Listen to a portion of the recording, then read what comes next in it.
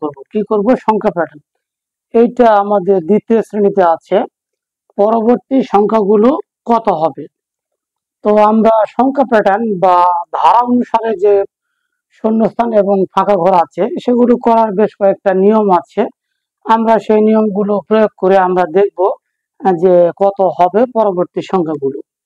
তো আমরা প্রথমে ক নাম্বারটা দেখি। এখানে 1 আছে এবং এখানে 3 আছে। আমরা এই প্রত্যেকটা সংখ্যার মাঝের এই গ্যাপগুলো বা পার্থক্য খুঁজে আমরা বের করব। তাহলে এখানে বড় সংখ্যা আছে 3 আর তার আগে আছে 1, এখানে পার্থক্য কত? 2। তাহলে 2 2 করে যোগ হয়ে যাবে। আরেকটা সহজ পদ্ধতি আমরা দেখতে পাচ্ছি যে এটা বেজোড় সংখ্যা। তাহলে 1 3 5 7, তাহলে 9 11 13। এটা সহজ, একদম বোঝা যাচ্ছে। আর আমরা তারপরে গ নাম্বারটা করব আর খ নাম্বারটা আমরা পরে করব। খ নাম্বারটা একটু ব্যতিক্রম নিয়মে হবে এবং একটু জটিল আছে। তাহলে আমরা গ নাম্বারটা আগে শেষ করে নিই। গ নাম্বারটা এই সংখ্যাগুলোর মধ্যে আমরা পার্থক্য খুঁজে বের করি। সংখ্যাগুলোর মধ্যে পার্থক্য কত আছে? 2, 42 এবং 40। অথবা আমরা চিন্তা করতে পারি যে 40 আর 2 42 আর 2 44 আর 2 46 আর 2 48 2 50 2 52। 2 2 করে বাড়বে। 2 পার্থক্য আছে, পরে যেদিকে বড় সংখ্যা আছে সেদিকে 2 2 করে যোগ হবে।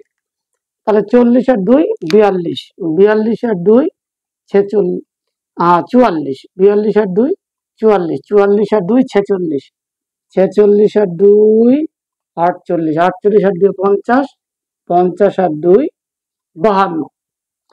এখন আমরা গ নাম্বারটা করব। গ নাম্বারটা কিন্তু ব্যতিক্রম আছে এবং যথেষ্ট জটিল আছে। আমরা এটা বেজোড় সংখ্যা অথবা এটা 2 2 করে পার্থক্য আছে।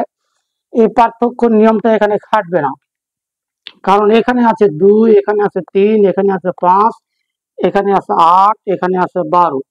আচ্ছা, আমরা প্রথমে কি আমরা দুইটা সংখ্যার পার্থক্য আমরা দেখি টেস্ট করে কি হয়। 2 আর 3, 2 আর 3 এর পার্থক্য কত? 2 আর 3 এর পার্থক্য 1। তাহলে আমরা যদি 1 1 করে যোগ করি তাহলে 2 আর 1 3, 3 আর 1 4, কিন্তু এখানে আছে কত? 5, হচ্ছে না। তাহলে এইটার পার্থক্য আমরা দেখি। 3 আর 5 এর পার্থক্য কত? 2। তাহলে এখন আমরা যদি 2 2 করে যোগ করি যে 5 আর 2 7, হচ্ছে না। অর্থাৎ এটা স্বাভাবিক নিয়মে হবে না। আমরা একটু দেখি, চেষ্টা করি।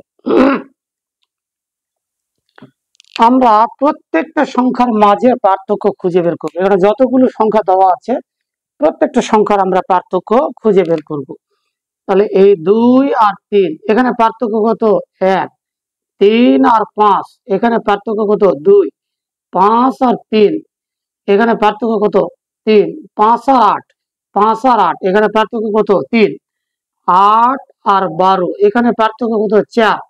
অর্থাৎ আমরা দেখতেছি যে এই পার্থক্যগুলো এক এক করে বেড়ে যাচ্ছে। এখানে 1 পার্থক্য, এখানে 2 পার্থক্য, এখানে 3 পার্থক্য, এখানে 4 পার্থক্য। অর্থাৎ এর পরের সংখ্যাগুলো হবে এই ধারাবাহিক পার্থক্য অনুসারে চলবে।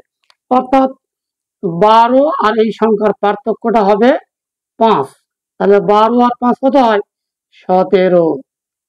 আবার 17 আর এই সংখ্যার পার্থক্যটা হবে 6। তাহলে 17 আর 6 23। এই 23 আর এই সংখ্যার পার্থক্যটা হবে 7। তাহলে 23 আর 7 30।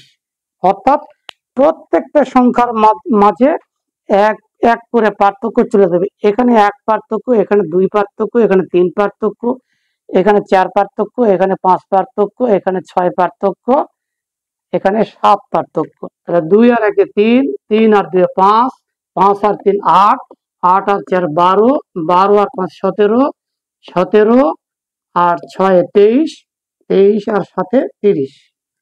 আশা করি শিক্ষার্থী বন্ধুরা তোমরা বুঝতে পারছো। তোমরা এটা প্র্যাকটিস করবে। এইটা দ্বিতীয় শ্রেণীর বইয়ে আছে।